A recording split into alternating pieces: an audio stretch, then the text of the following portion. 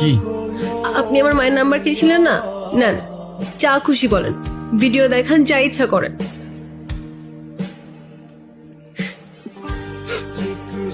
হ্যাঁ রে বল।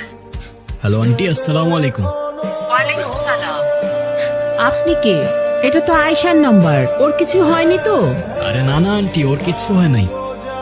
আন্টি, আয়শার ব্যাপারে আপনাকে কিছু কথা বলার জন্য কল দিলাম। হ্যাঁ বলো। আন্টি, আপনার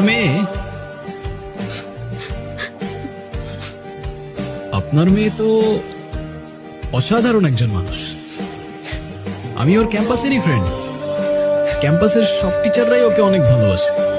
ক্যাম্পাসে ওর মতো আরেকটা মেয়েও নেই। তাই ভাবলাম, যে মেয়ে এত ভালো, তার মা না যেন কত ভালো মনের মানুষ। তাই ওকে বললাম আপনার সাথে একটু কথা বলার সুযোগ করে দিতে। ও মা, তাই নাকি? Thank you, thank you. তুমি তো খুব সুন্দর করে কথা বলো। শুনো, তুমি আয়েশার সাথে আমাদের বাসায় আসবা, কিন্তু তোমার কিন্তু দাওয়াত রইলো। ঠিক আছে আন্টি, আসবো ইনশাআল্লাহ। ভালো থাকবেন আপনি। আল্লাহ হাফেজ। কথা বলো। হ্যাঁ মা। হ্যাঁ রে, ছেলেটা কি দেখতে, কি অনেক সুন্দর, হ্যান্ডসাম নাকি খুব? কি মা, তুমি আবার কি শুরু করলা? আরে বল না। দূর মা, আমি এত কিছু বলতে পারবো না। আমার বাসায় আসতে সন্ধ্যা হবে, বাই।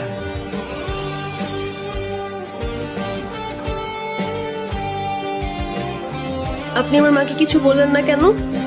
সে তো আমি এমনিও বলতাম না। তুমি তো লিটারালি কান্না করছিলে। আমি তো নিজেও বুঝতে পারিনি তুমি এতটা ভয় পেয়ে যাবে।